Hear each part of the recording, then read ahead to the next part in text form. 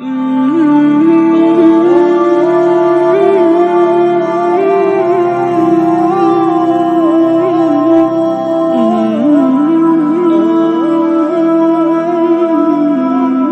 باللہ من الشیطان الرجیم، بسم اللہ الرحمن الرحیم۔ شروع اللہ کے نام سے جو نہایت مہربان رحم کرنے والا۔ السلام علیکم ناظرین، آج سیرت النبوی صلی اللہ علیہ وسلم باب 20 پڑھیں گے۔ ماں نے دونوں بھائیوں کو بہت تکلیف پہنچائیں۔ آخر عامر رضی اللہ تعالیٰ عنہ تنگ آ کر حبشہ کو ہجرت کر گئے۔ عامر رضی اللہ تعالیٰ عنہ کے حبشہ ہجرت کر جانے سے پہلے ایک روز حضرت سعد بن ابی وقاص رضی اللہ تعالیٰ عنہ گھر آئے تو دیکھا ماں اور عامر رضی اللہ تعالیٰ عنہ کے چاروں طرف بہت سے لوگ جمع ہیں۔ میں نے پوچھا لوگ کیوں جمع ہیں؟ لوگوں نے بتایا یہ دیکھو تمہاری ماں نے تمہارے بھائی کو پکڑ رکھا ہے اور اللہ سے عہد کر رہی ہے کہ جب تک عامر بے دینی نہیں چھوڑے گا اس وقت تک یہ تو نہ کھجور کے سائے میں بیٹھیں گی اور نہ کھانا کھائیں گی اور نہ پانی پئیں گی۔ حضرت سعد بن ابی وقاص رضی اللہ تعالیٰ عنہ یہ سن کر کہا، اللہ کی قسم ماں، تم اس وقت تک کھجور کے سائے میں نہ بیٹھو اور اس وقت تک کچھ نہ کھاؤ پیو جب تک کہ تم جہنم کا ایندھن نہ بن جاؤ۔ غرض انہوں نے ماں کی کوئی پرواہ نہ کی اور دین پر ڈٹے رہے۔ اسی طرح حضرت ابوبکر صدیق رضی اللہ تعالیٰ عنہ کی کوششوں سے حضرت طلحہ تیمی رضی اللہ تعالیٰ عنہ بھی اسلام لے آئے۔ حضرت ابوبکر صدیق رضی اللہ تعالیٰ عنہ انہیں حضور نبی کریم صلی اللہ علیہ وسلم کی خدمت میں لائے اور یہ آپ کے ہاتھ پر مسلمان ہوئے۔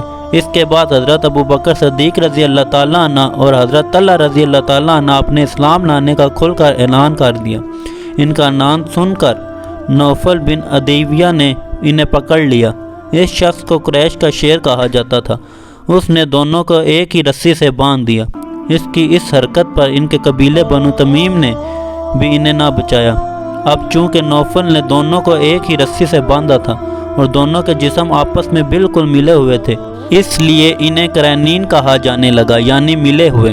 نوفل بن عدویہ کے ظلم کی وجہ سے نبی کریم صلی اللہ علیہ وآلہ وسلم فرمایا کرتے تھے، اے اللہ ابن عدویہ کے شر سے ہمیں بچا۔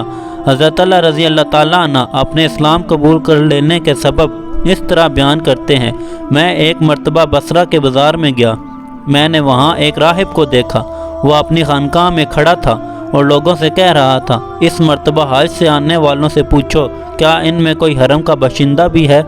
میں نے آگے بڑھ کر کہا میں ہوں حرم کا رہنے والا۔ میرا جملہ سن کر اس نے کہا کیا احمد کا ظہور ہو گیا ہے؟ میں نے پوچھا احمد کون؟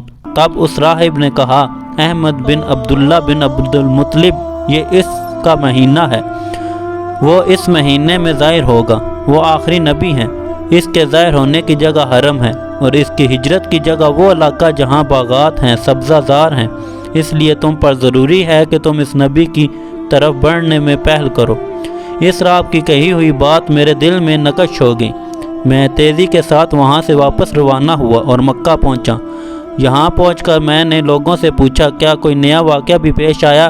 لوگوں نے بتایا ہاں، محمد بن عبداللہ امین نے لوگوں کو اللہ کی طرف دعوت دینا شروع کی ہے، ابوبکر نے ان کی پیروی قبول کر لی ہے۔ میں یہ سنتے ہی گھر سے نکلا اور ابوبکر صدیق رضی اللہ تعالیٰ عنہ کے پاس پہنچ گیا۔ میں نے انہیں راہب کی ساری بات سنا دی۔ ساری بات سن کر حضرت ابوبکر صدیق رضی اللہ تعالیٰ عنہ حضور نبی کریم صلی اللہ علیہ وسلم کی خدمت میں گئے اور آپ کو یہ پورا واقعہ سنایا۔ آپ سن کر بہت خوش ہوئے۔ اسی وقت میں بھی مسلمان ہو گیا۔ یہ حضرت طلحہ رضی اللہ تعالیٰ عنہ عشرہ مبشرہ میں سے ہیں، یعنی جن صحابہ کرام رضی اللہ تعالیٰ عنہم کو نبی کریم صلی اللہ علیہ وسلم نے دنیا ہی میں جنت کی بشارت دی، ان میں سے ایک ہیں۔ اسی طرح حضرت ابوبکر صدیق رضی اللہ تعالیٰ عنہ کی کوششوں سے جن صحابہ کرام رضی اللہ تعالیٰ عنہ نے کلمہ پڑھا ان میں سے 5 عشرہ مبشرہ میں شامل ہیں۔ وہ یہ ہیں حضرت زبیر، حضرت عثمان، حضرت طلحہ، حضرت عبد الرحمن رضی اللہ تعالیٰ عنہم۔ بعض ان میں چھٹے صحابی کا بھی اضافہ کیا ہے، وہ ہیں حضرت ابو عبیدہ بن جرہ رضی اللہ تعالیٰ عنہ۔ ان حضرات میں حضرت ابوبکر، حضرت عثمان، حضرت عبد الرحمن اور حضرت طلحہ رضی اللہ تعالیٰ عنہ کپڑے کے تاجر تھے۔ حضرت زبیر رضی اللہ تعالیٰ عنہ جانور ذبح کرتے تھے اور حضرت سعد رضی اللہ تعالیٰ عنہ تیر بنانے کا کام کرتے تھے۔ ان کے بعد حضرت عبداللہ بن مسعود رضی اللہ تعالیٰ عنہ ایمان لائے۔ وہ اپنے اسلام لانے کا واقعہ یوں بیان کرتے ہیں، میں ایک دن عقبہ بن ابی معیط کے خاندان کی بکریاں چرا رہا تھا۔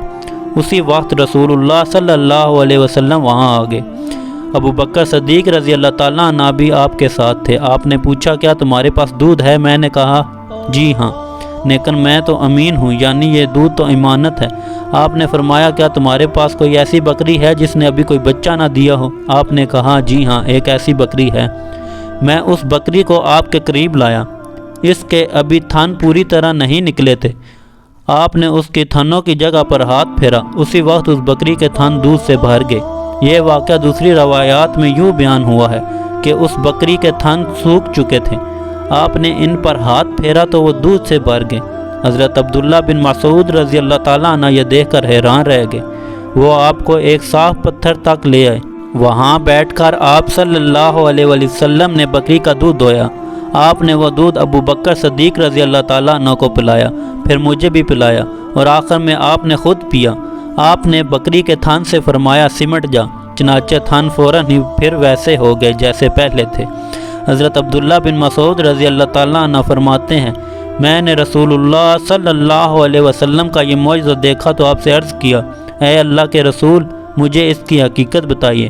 آپ نے یہ سن کر میرے سر پر ہاتھ پھیرا اور فرمایا اللہ تم پر رحم فرمائے، تم تو جانکار ہو۔ یہ عبداللہ بن مسعود باپ کی بجائے ماں کی طرف سے زیادہ مشہور تھے۔ ان کی ماں کا نام ام عبدہ تھا۔ ان کا قد بہت چھوٹا تھا، نہایت دبلے پتلے تھے۔ ایک مرتبہ صحابہ ان پر ہنسنے لگے تو آپ نے ارشاد فرمایا عبداللہ اپنے مرتبے کے لحاظ سے ترازو میں سب سے بھاری ہیں۔ ان کے بارے میں نبی کریم صلی اللہ علیہ وسلم نے ارشاد فرمایا اپنی امت کے لیے میں بھی اسی چیز پر راضی ہو گیا جس پر ابن ام عبید یعنی عبداللہ ابن مسعود رضی اللہ تعالیٰ عنہ ہو گئے، اور جس چیز کو عبداللہ بن مسعود نے امت کے لیے ناگوار سمجھا میں نے بھی اس کو ناگوار سمجھا۔ آپ ان کی بہت عزت کرتے تھے، انہیں اپنے قریب بٹھایا کرتے تھے، ان سے کسی کو چھپایا نہیں کرتے تھے، اس لیے یہ آپ کے گھر میں آتے جاتے تھے۔ یہ نبی کریم کے آگے آگے یا ساتھ ساتھ چلا کرتے تھے۔ آپ جب غسل فرماتے تو یہی پردے کے لیے چادر تان کر کھڑے ہوتے تھے، جب سو جاتے تو یہی آپ کو وقت پر جگایا کرتے تھے۔